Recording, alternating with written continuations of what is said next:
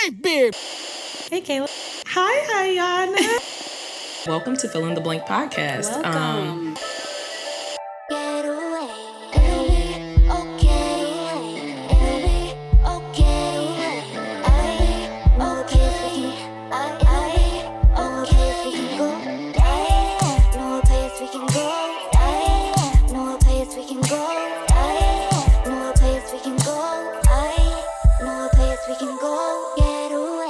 Fill in the blank.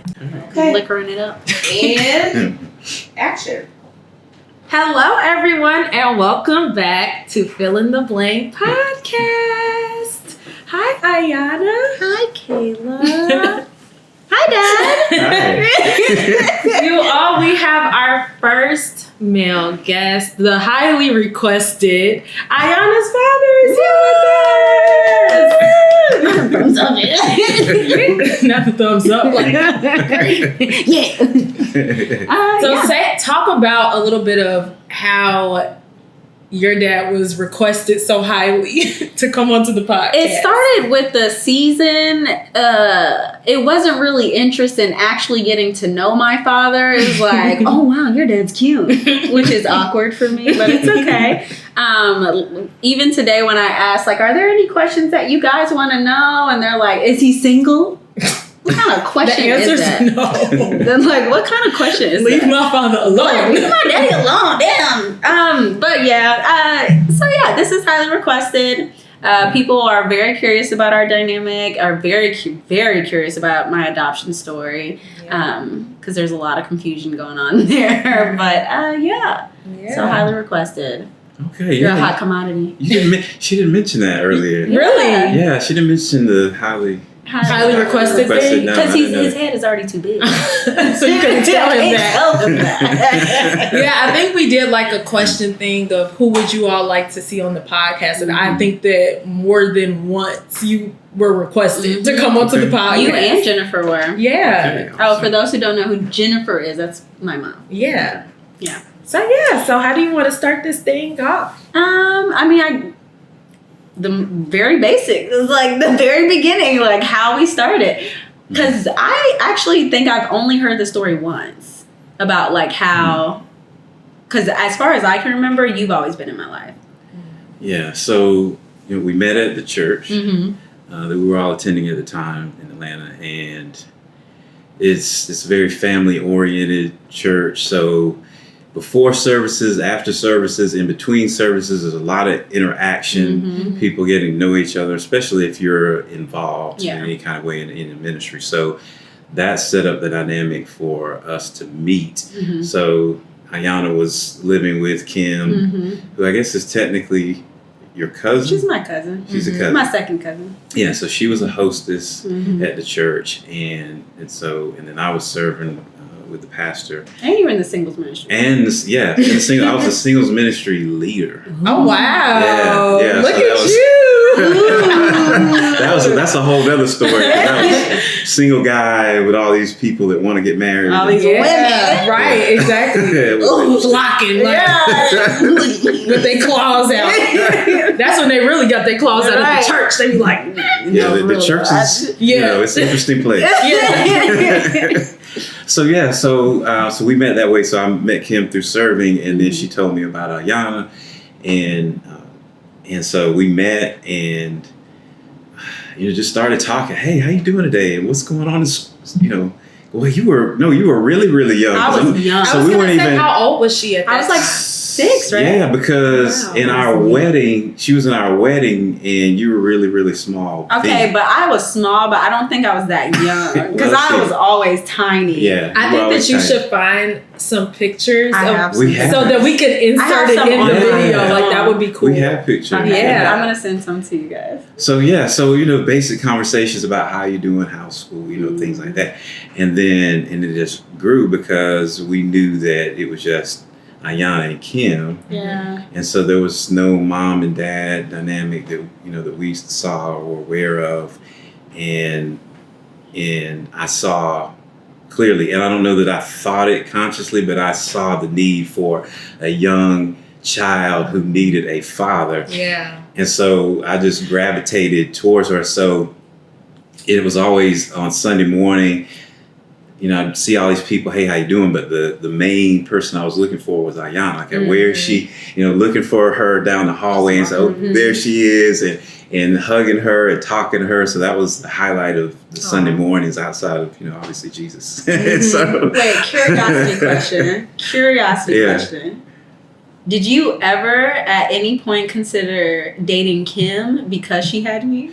no. I just wondered. That's a great question. Easy no. question. I just wondered. It's always been. I'm like, I wonder if he ever like considered that. No, I saw Kim more of as a necessary entity in this relationship. Wait, are you sure you saw her like that then? Because I know you saw her like that when we were in teenage years, but Right. your relationship with her was different then.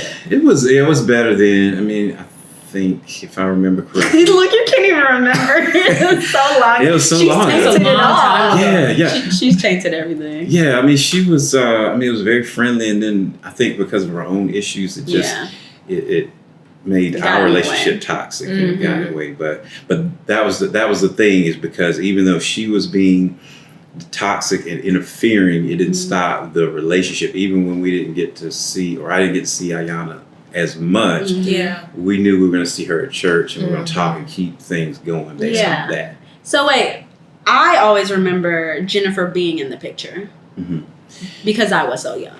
Right. Did she come in like shortly after you met me? Yes. So I want to say it was probably at least a year, because I know I was not dating Jennifer when I met you. So I was a singles ministry leader that we met at some point and started seeing each other. And then when we became more serious, then obviously I introduced her to you. Oh, you guys got serious and then you introduced her to me. That's so cute.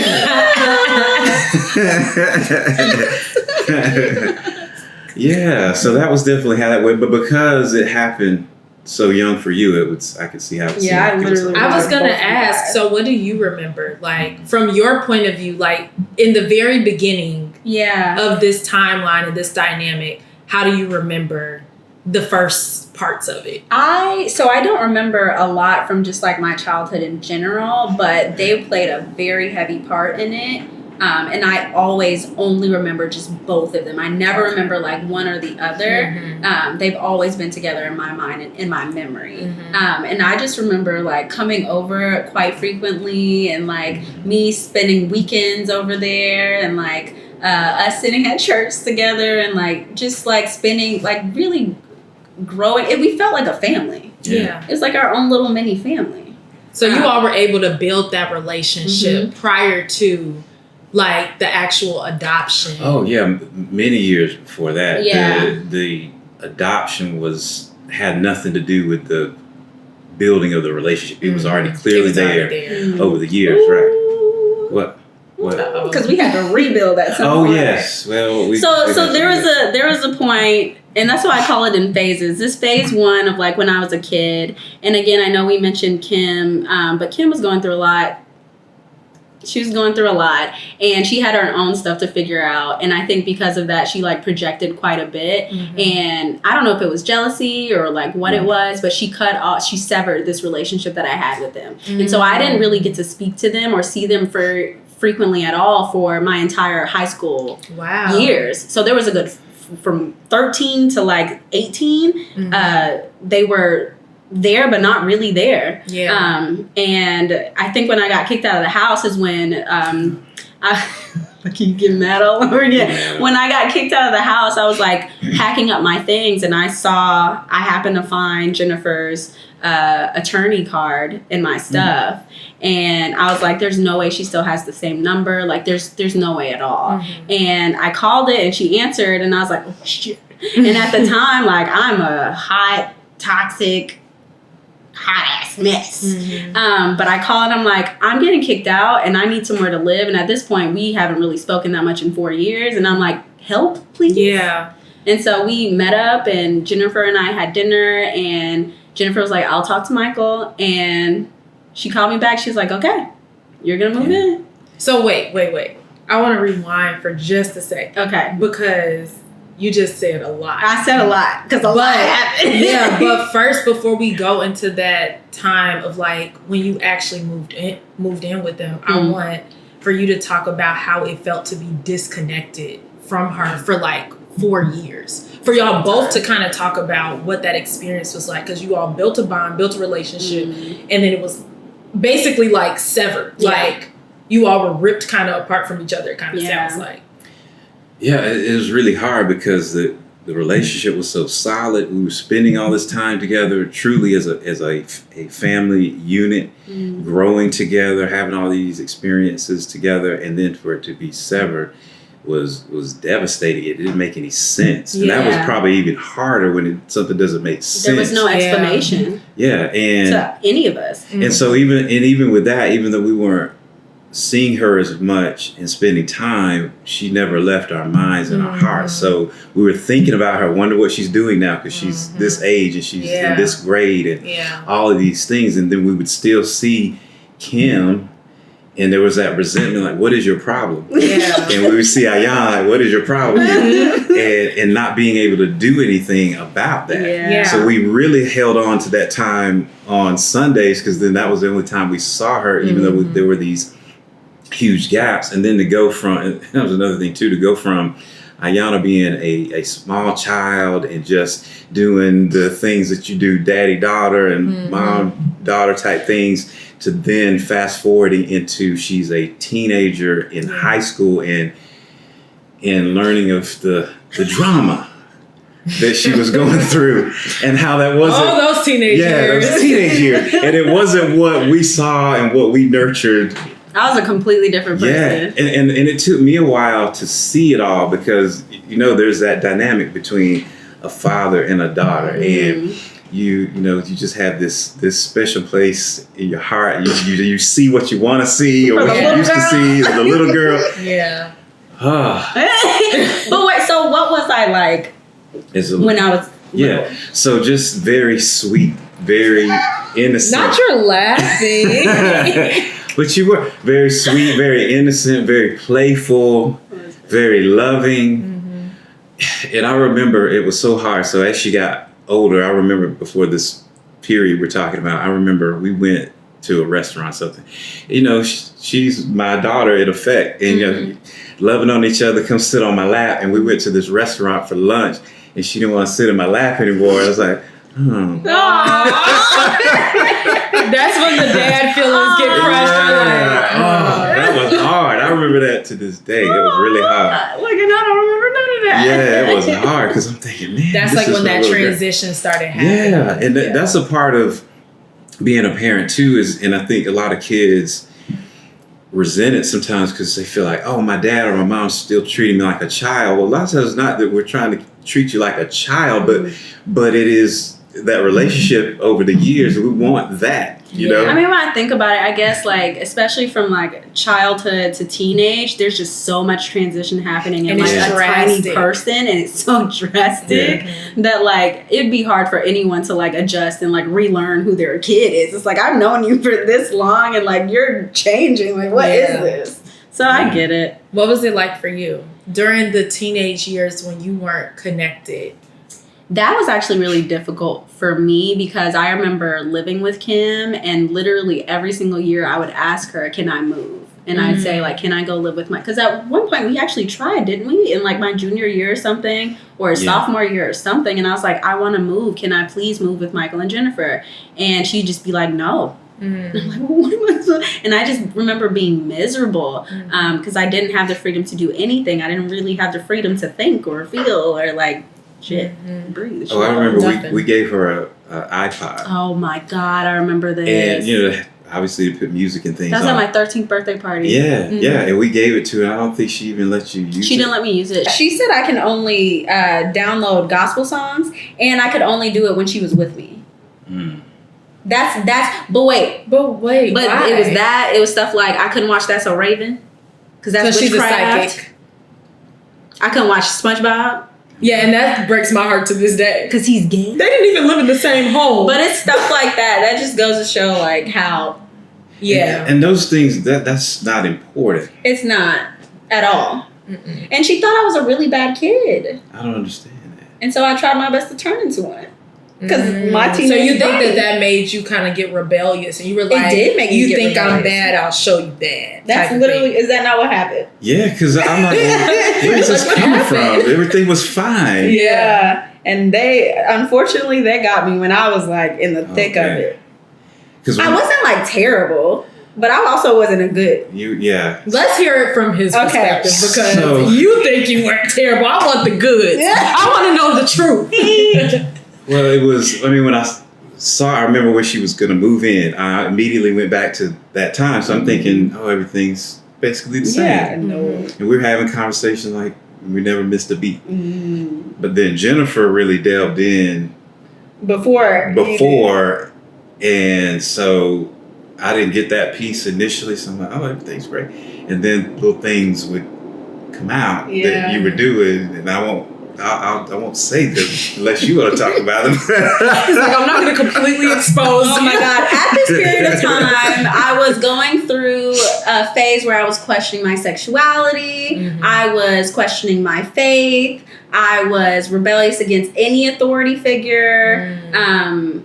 I wasn't full blown like, no, in your face, but like, I just be like, and then I just go do whatever I want. And unfortunately, I think because Kim just showed me how easily I could be discarded just from doing bad things. I was like, okay, well, I'm just going to push everybody away because no one's really here to stay for me anyways. So when they were coming in with pure intentions and I'm here like, yeah, I'm not here for it. It was hard for you to accept. It was hard. Yeah.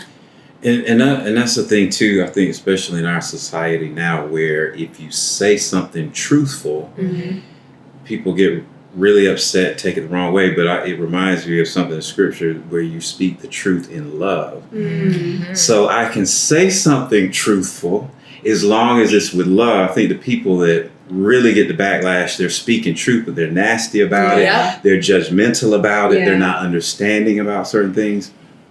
And so we were speaking a lot of truth to Iyanna. She didn't necessarily receive it at the moment. I was not in a place to receive it. But we kept going with it because we loved her and said we're going to get through this together. And we knew who she was before. And just obviously she was older at that time, but the foundational things were in place. And we were going to build on that and not allow the fact that Kim kept her from us for those years and everything that was going on to stop that. I think that consistency was what helped with getting you to another place. It was. Because I know when I came in, like, I felt like I didn't know you guys at all.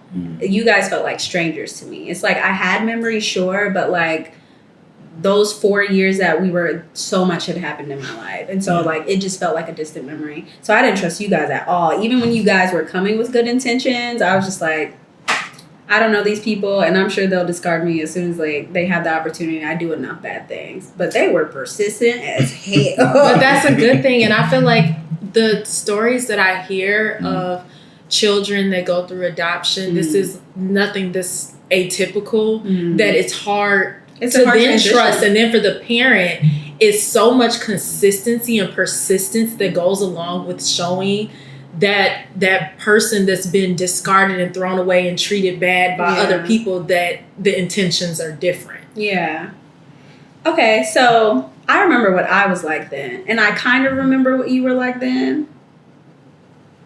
But I want you to talk about what your approach to parenting was then. Yeah, so truth and love, but I was more stern. I was more drill sergeant type of black and white, like what I say goes. Yep. And it wasn't a power thing. It was that I knew what I was saying was the right thing, and I wanted her to see. That sounds like some bad stuff.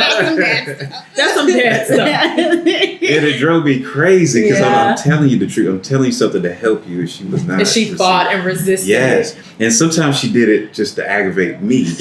Right? Why are we one of the same? This sounds a lot like my childhood. I think I continued to do that up until I moved out. Yes, and Jennifer realized it because she would see her she would say something I'd be antagonized. she knew was gonna aggravate me, and then I just fell into it and just started going. You would go with it. Yeah, like why do I keep doing it? And then he get all heated and he red in the face. And it was like, I was a psycho. Why were you trying to mess I was with a psycho. Because at this point, I had already grown a habit of pissing Kim off. And like, it was fun for me to do that because I'm like, I have no control in this house, so I'm going to show you I have control. Yeah. So you did the same So thing. I did the same thing here. So how did you grow out of it? Oh my God. Oh my God. It was a lot of work. I don't think I truly grew to really trust my parents until after I moved out and I started to live my own life and I realized, holy fuck.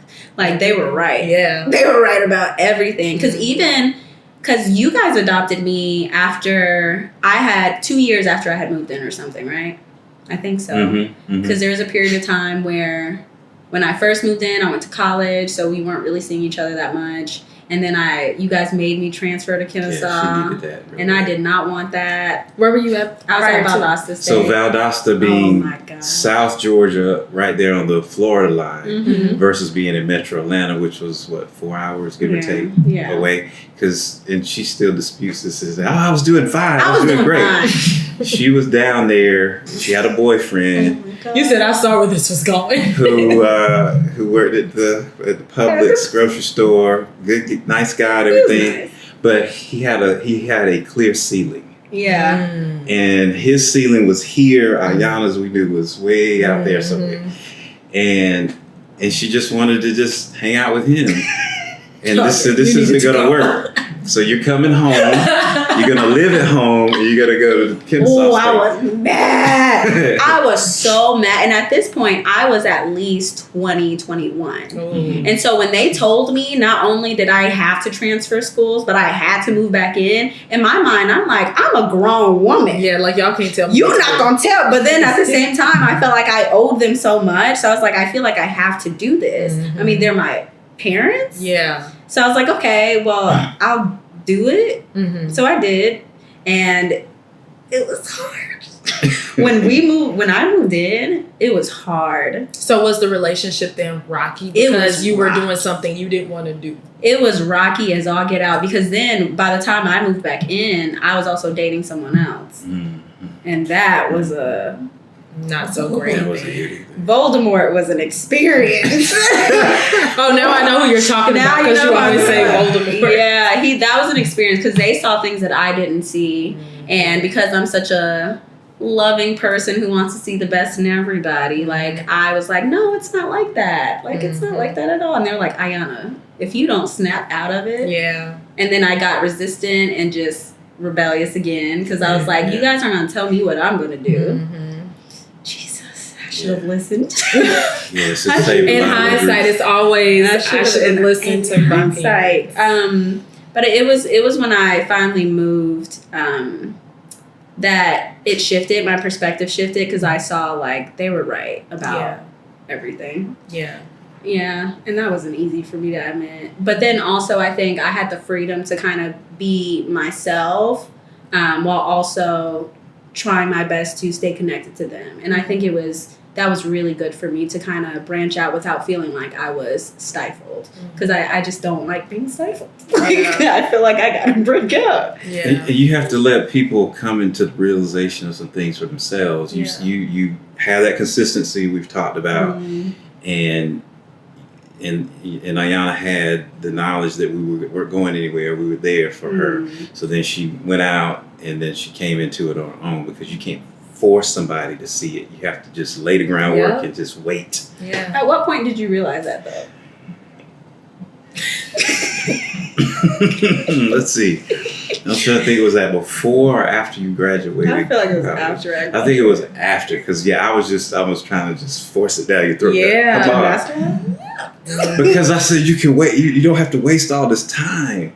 Just accept the reality of what we're saying. And Jennifer would go so in depth and have these long 2-hour conversations, and then I would hear what she had said, and then I would come back. I didn't have the patience. I'd sprinkle a little bit, after, and like, okay, all right, well, I'm done for the day. Like, it is what it is. Like, hey, whatever. Yeah, it was strange, man. through a huge transition. When I told you I was moving to Boston, on a scale of 1 to 10, how bad did you freak out? I was at least a 5. At least a 5. At least a 5. Because I was like, what the hell are you going up there for? What are you doing in Boston? Why? What's in Boston? Did you think that you would lose me at that point? I wouldn't say lose. Well, wait a minute. You went up there because... That's not why I went up there. The guy was up there. That's not why I went up there. I know the real reason. That is not But why wasn't I went he up there? He was up there, but that's not why I went up there. And didn't encourage it, or the job was paying me relocation assistance. You don't find that often. Let me give you a little bit further. So she graduates from college and says, "Oh, there are no jobs in Atlanta." What? There weren't. For a bachelor's in psychology, they were paying like $10 an hour. How many colleges, universities are in Atlanta, and all these people graduated, and nobody can get a job? They could, but they were getting people. We even knew people. Jennifer knew people that she wanted her to call. She didn't want to call. I did call them, and that girl was useless. you said I gotta get out. She told me everything that I already knew. She was like, "You have to get a master's." I knew that already. I'm trying to make money now, so I started looking for jobs elsewhere. And then this job said, "I'll pay you relocation," and it just happened to be like 2 states away from him. Mm-hmm. So he thinks he still doesn't buy your story. That's what I'm getting here. This story that you're telling, like that was all fine and grand, but yet and still. Anyways, But that's okay. That's not mine. But did it hurt because of everything that you all had been through?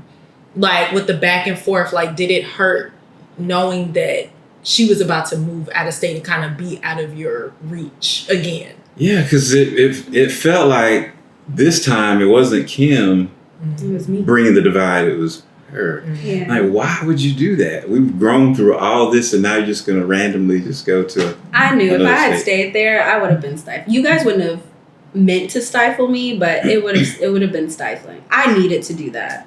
What did you feel like you needed I needed from moving to Boston? That I you needed weren't getting? space. The space. I just needed the space because I think I had just been from parental figure to parental figure to parental figure to parental figures, and then I was just like, I need just me, and I need to prove to myself that I can take care of myself because, like, I was lost. I was like, I just need to prove to myself that I'm capable. Mm-hmm. Yeah.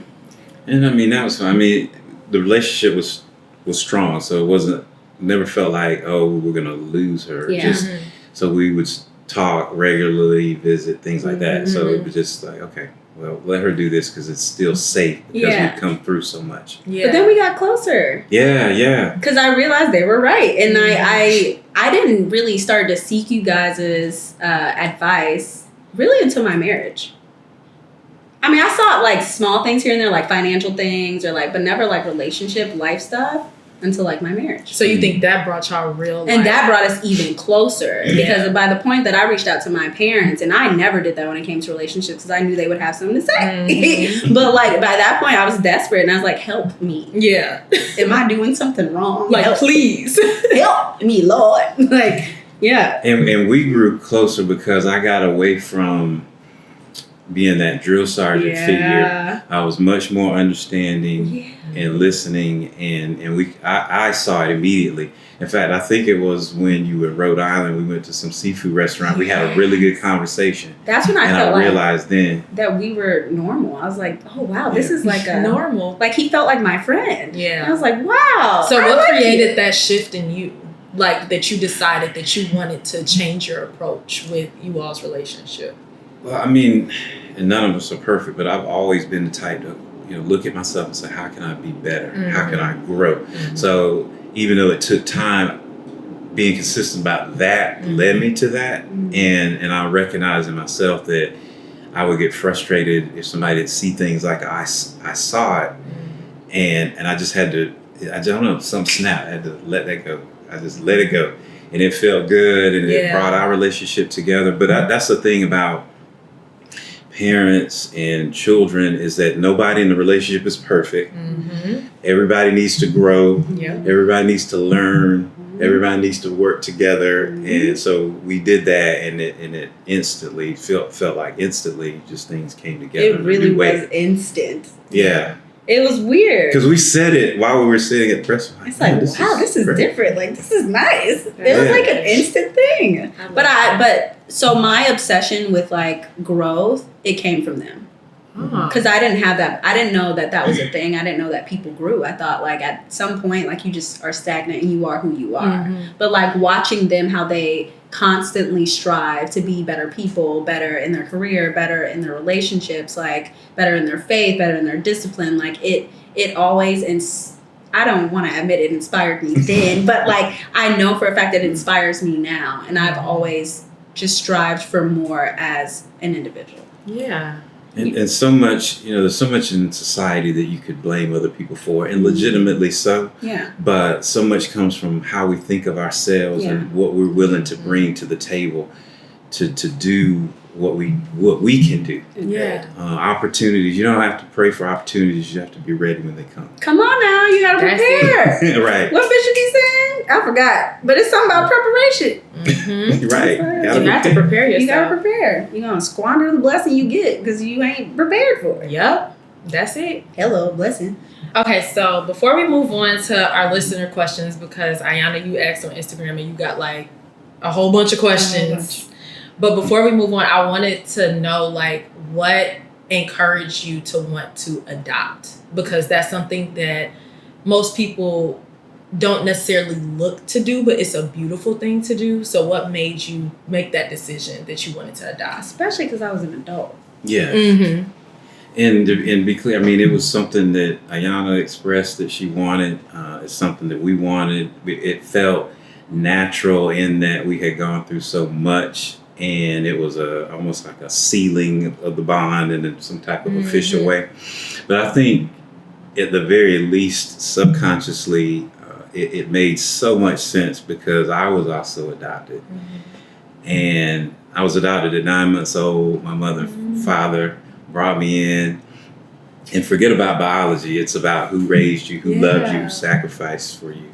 And I know I'm the man I am today in large part because of my mother and father. And so it just made sense to share that type of bond with the only child we've ever known, really, you know what I mean? And it just made sense to do it. We were glad to do it. It was official, and nobody could break that. And that's true. Just continues the things that God's done, obviously a lot. That's true.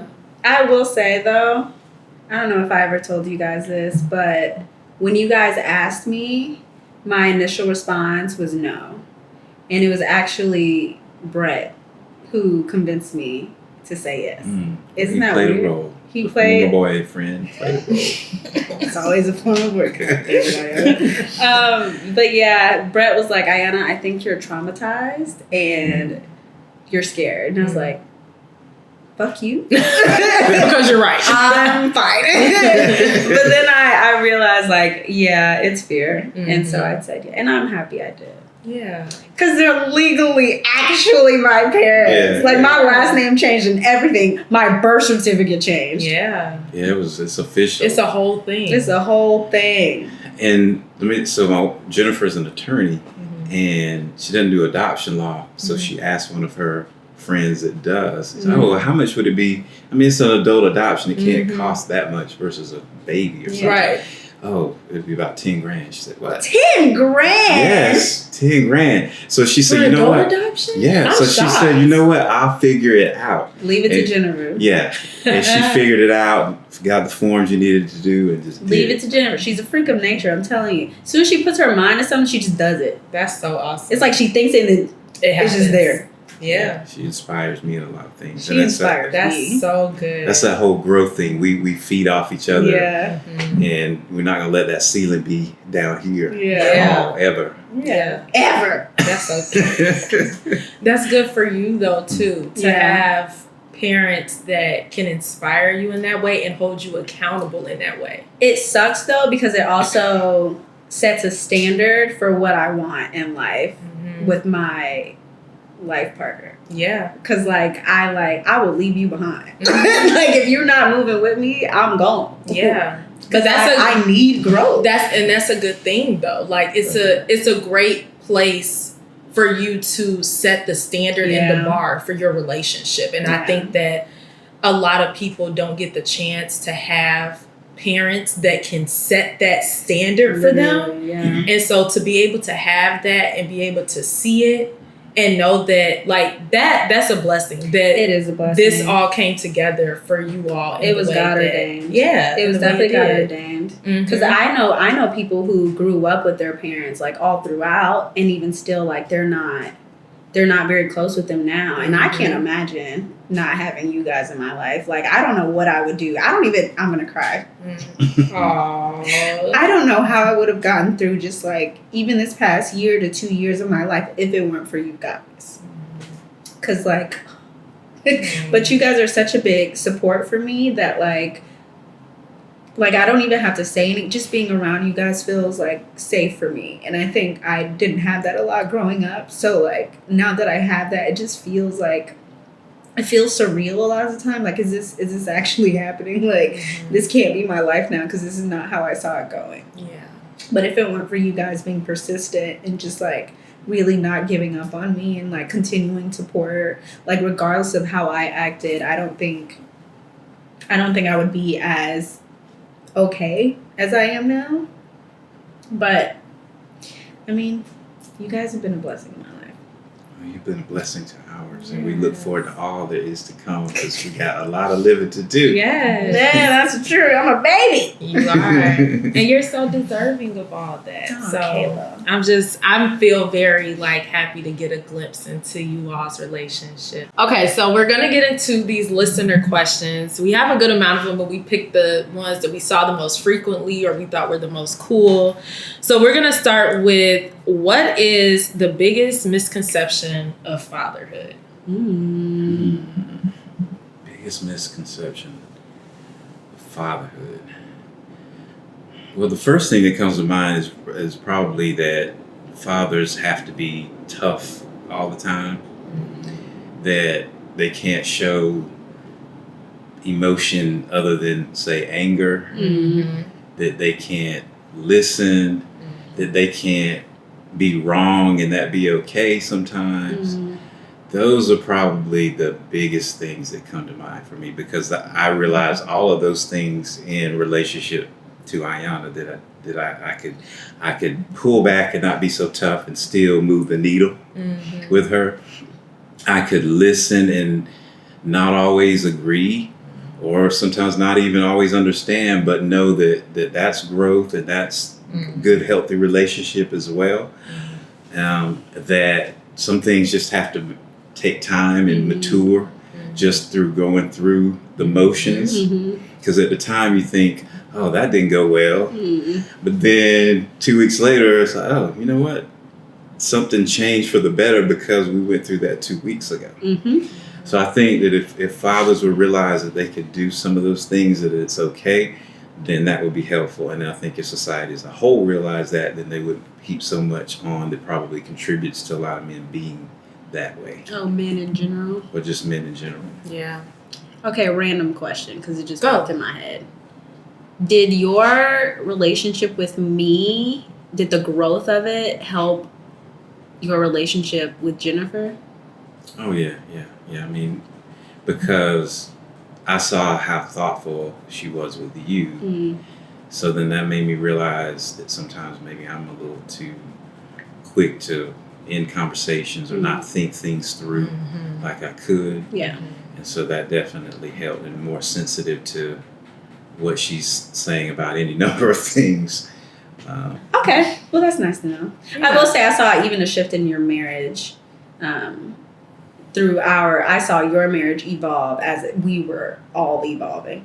It was weird. It was like you guys were evolving, then we were evolving, and then me and Jennifer were evolving. It was like a triangle. Yeah. All of us were like, everybody's growing, elevating. All connect, so it makes sense. Yeah. Okay. What is your fondest memory of you and Iyanna? Probably going back to the church example is one of the things that comes to mind. Looking for her and then seeing her and then like sometimes like running in the same direction, like, hey, there's Iyanna, and hugging her and seeing how she's doing. I bet you were like this big. I was tiny. As a little kid. You had to be tiny. I was tiny. I have a picture of me of my 3rd grade teacher, and she was putting me up on her hip. My 3rd That's not funny, Ariel. It's not funny. But literally, 3rd grade teacher. And we need the pictures. Like, please provide the pictures so we can insert into video. Look, I don't know if I want that. But I was tiny. I was very small. But that's cute. Yeah, seeing her at church. That's cute. Little Iyanna. Look what I did with the arms. And I had nothing but hair behind me. Just. I bet. Yeah. Oh my gosh. Okay, so what are you most proud about of Iyanna? I think her bounce back ability. Woo! That she's grown through every trial and tribulation, and she comes out stronger, even though she might not always feel strong inside. Aww. Yeah. That's so true. We were just talking about that, weren't we? 2 nights ago. Oh, that one hit. Yeah. That one really hit. That's good. I'm gonna cry. Again. Round 2. Oh, yeah. While Iyanna is processing her feelings, I thought of a question. What was like your initial thoughts when you found out that she was going on a reality television show for love? I'm just very interested to know from a father's perspective. Yeah, I thought, what in the hell is she doing? Did it seem like something that was outside of my character? Yes. Yeah? Yes. Like, why is she going on a show? And it blew my mind. It was back to those days like, well, this doesn't make sense. Why are you doing this? And I just, you know what? Okay, she's going on the show. Because I thought, okay, she's going to go on the show, but there's no way she's going to find someone that she's actually going to marry on the show. You know, it's funny because he didn't have a lot to say before I went on the show, because I really think he really was just like, well, she's not going to find anyone. And then I remember this so well when I FaceTimed him and Jared was standing right here, but I told Jared, I said, Jared, I can't have you in this conversation because I just feel like this is not gonna go smoothly. Yeah. And I told him, I said, so I'm engaged? And he said, what? What? He was like, who is this man? Right. What he do? What's his fate? Yeah. Is he nice? I was just like, that's okay. scary. Yeah. For a dad, I can only imagine. I saw the panic. Yeah, that hit me then. Because the parameters of the show is just outside of what you were supposed to do. Yeah. You date someone's daughter, you get to know him, the father and the mother get to know them, and then at some point you say, I would like to marry your daughter, and you're asking for permission to marry your daughter, but this show just blows all of that out of the water. Yeah. Because now you're just telling me that you're getting married, and I don't know who the hell you are. Okay. It was insane. Who is this man with my child? I will say that was aside from actually being on TV, that was an aspect that made me pause about doing the show because there was just so much that you missed out on when it came to like father-daughter stuff that I felt like I was ripping that from you. That you didn't get that experience of having, my significant other come to you and be like, can I please have your blessing? I mean, you had that, but it wasn't like, in the you way don't it know should this have man. been. Yeah, you don't know this man. So you had no choice but to give it because you're like, I want to be supportive. So, okay. Right. But like, I knew that I was ripping that from you. And even like giving me away at the altar, like I just knew that it would all be different. And so that's what it was, because I turned down that show at least 3 times in the process. And that was one of the reasons why. And I was like, I can't do it. I can't do that. I can't do that. And then I was like, but am I really going to find somebody? Who would have thunk it? Who would have thunk it? Yeah, because even at the altar, they were rushing me like, okay, this is TV. You got to hurry up. And he's like, this is my moment. Right. And I was like, you right, Daddy. You said moment. That's right. Yeah. That's crazy. Hey, next time. Right. Refresh, we're going to act like none of that ever happened. Rewind. We're just going to act like none of that ever happened. Okay. I guess I'll go into some of the other questions now. So, not that one. So how did you feel? So now that we know how you felt about or going on TV, how did you feel when Iyanna like made the decision and she said, I'm getting a divorce. Like, it's done. Well, because there was a lot of skepticism on the front end, I said, well, okay, not a big surprise here because I didn't really feel it in the beginning. And it wasn't because I mean, Jared is nice. Mm-hmm. He's charismatic. Yeah. I wanted it to work for them. Because it's a marriage. It's a marriage. So once it was done, okay, I want it to work. So it wasn't that. It's just that with how it all came together, it didn't surprise me. Yeah. Agreed. That makes sense. Agreed. I think we went into it thinking like, oh, this is going to be forever. And then like we held the same expectations. Like, this is a marriage, but like, it's not a normal marriage. Like, I don't know you. Right. And that's how I felt the whole time. Because if you watch the show, you see that I'm pretty much like literally just giving the dad vibes and sitting there like he was just like he really took that stance. He was like, look, I'm just gonna let Jennifer take the lead on this, because if he asks questions, it's gonna be different. Yeah, it's gonna be real different. So Jennifer's like, all right, I got it. Mm-hmm. So what's your name? What you do? Yeah. And Jennifer don't play that. Yeah. I mean, y'all saw it. She gets straight to the point. That's how parents should be. Like, I mean, that is the exact way that it should be. Nobody did anything wrong. Like,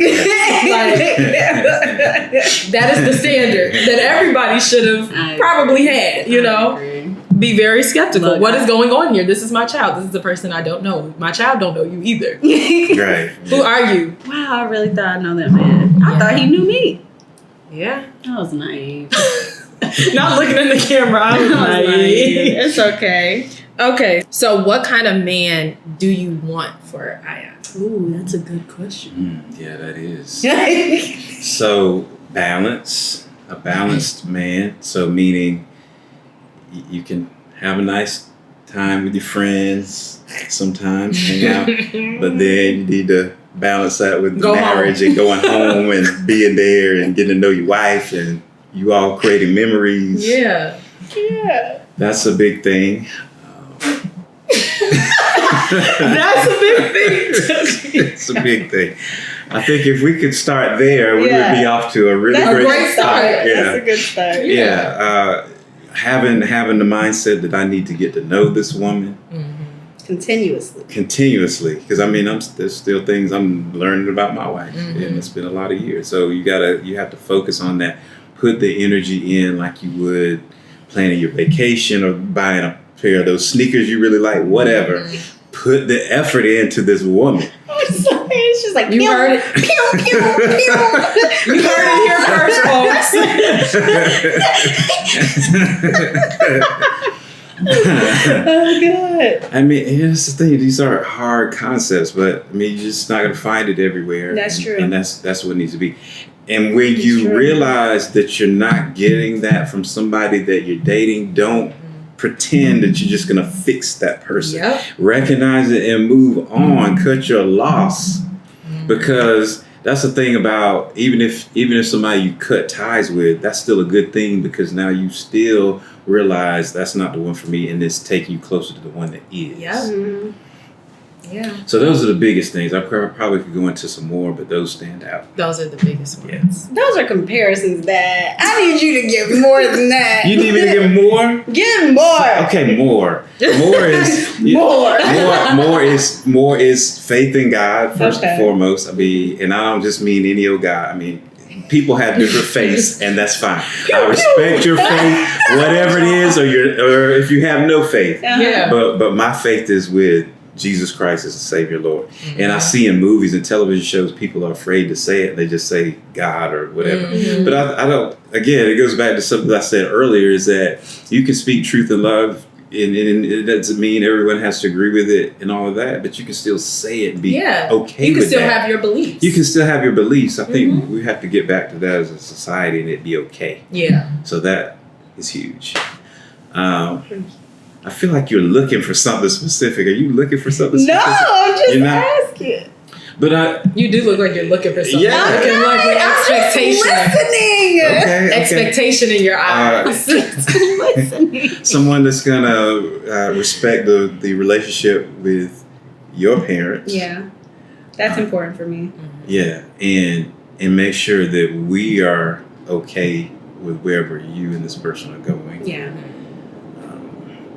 Recognize that you're gonna have arguments and things like that, but not using that to manipulate, or you come visit and then it's throwing that out there in front of Jennifer. Now that's not what should be going. Ooh, I wish somebody would. I would. It'd be troubles. Yeah, and when you do that, then the parents resent that person, even though they made up. Yeah.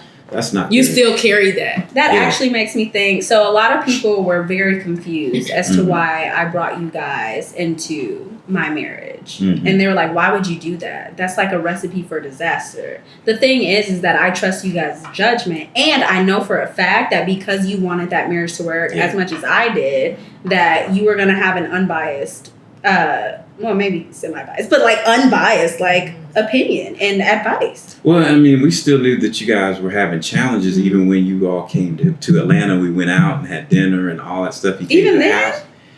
Huh? Did I tell you that? Well, I don't know that you told us everything, but we knew you all were still working on the relationship, and we still had reservations, but that didn't stop us from accepting him because we knew it could work. Yeah. So we were hopeful. Yeah. I don't know why people were judging that. I was like, please help me. And I feel like that's the whole, like, this goes kind of deep, but I feel like that's kind of like the whole purpose of marriage is like when you have a wedding and then you invite people. You know, I've talked about this before. How I feel this very deeply in my soul. But when you invite those people to your wedding, those are then the people you can lean on for support when you are going through in your marriage. You feel like all the people sitting there are like the accountability. Yes. Yes, because why else would you be invited?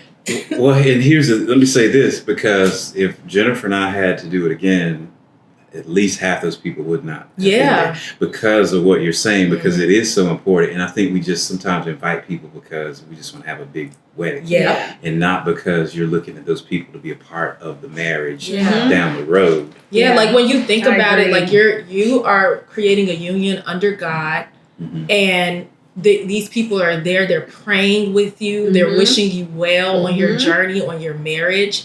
And like what Ariel was just talking about, like your parents, your family, like it goes back to like that saying, like it takes a village. Like, and it truly does, to raise a family, to bring up people, like even when you're an adult, you don't stop learning from your parents. Because then your parents still have more wisdom than you, and they still have to pour that into you, and you're new to marriage. So who else would you then go to help guide you and learn different things that you've never experienced before? Just like any other thing in life that you've never done before and your parents teach you and guide you. It's the same kind of thing. So as long as you look up to your parents in that kind of way and you feel like they are trusted people to give advice on said topic, then what's the issue? I don't see why it's a problem. I agree. Yeah, no. Maybe it's a cultural thing, though. It might be. I think it might be cultural. And that's another thing, societal thing, is that there are success stories outside of the perfect, or when I say perfect, meaning you've got the two parents, you got all these things, but it still doesn't change the fact that if you can have it that way, that there is so much value in it in so many ways. And then there's not so much of that resentment from being a child and now I'm an adult and I've learned these things and I don't need you anymore. No, you still need your parents. It just changes and grows in different ways if you embrace all that the relationship can be. And a lot of people miss out on that. Agreed. On both ends, from the parent and the child. Yeah, most definitely. Wow. So the last question is, and this was really harshly stated, why do men lack maturity, intelligence, and self-awareness? Dang. Is that badly worded though? I think it's worded with bias. I think it is worded with bias, but like I think when people hear lacking like emotional intelligence and stuff, they think it's like a slight. But it's just a fact. Yeah. I mean, I think that men have to work a little bit harder for those things than what we do. But it's not about what we think. Oh, right. Said that. Well, it is a reality that men typically mature later than women. That's just a reality. Mm-hmm. And then, I talked about earlier about how I approached you initially. It was that drill sergeant mindset, very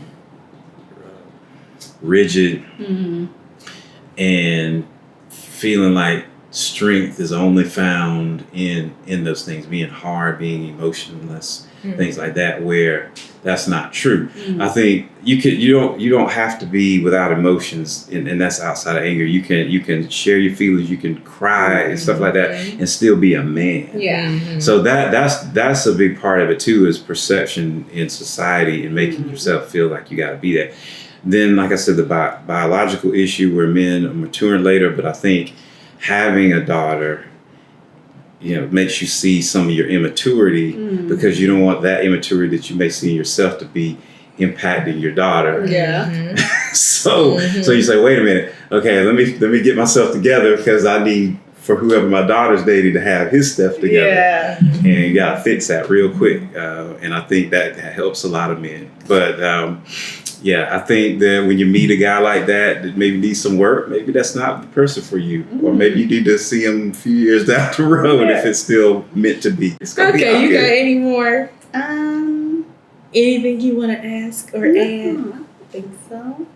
Other than I'm just so happy that you came. Yeah, I've enjoyed this. I'm glad that you asked me. Yeah. And I mean, it's like I said, it's helpful for, I think, our relationship. It's an in-depth conversation. We're really thinking about things and that are helpful. And I hope that it helps people that are listening and watching, because that's the thing. You don't have to reinvent the wheel. If you meet someone, whether you know them yourself or read a book or anything, you can learn from those other people. Yeah. And then you don't have to go through that. Why go through that? Hey, if you I'm don't learning that now.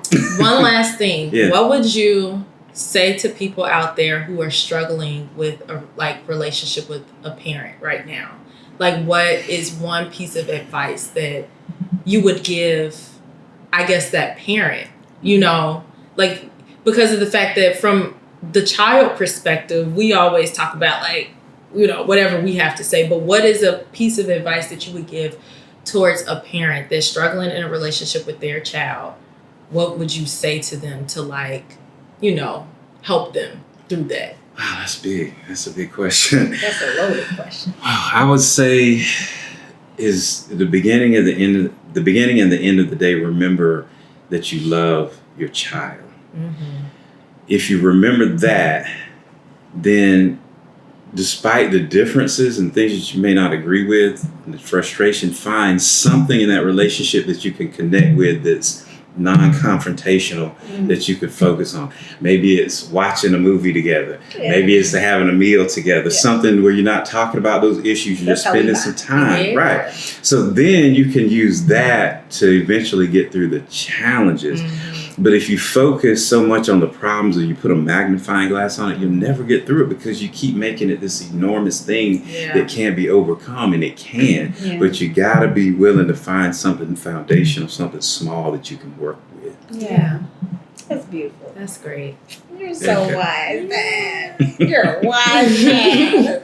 Everybody, leave my daddy alone. He's married. Iyanna's going to fight y'all. I will fight you. I'm not even Okay. Where's that coming from? Who is that? Well, thanks you all for tuning in to another episode of Fill in the Blank podcast. Thank you so much for coming on to our show. I think this has been one of the best episodes we've done too.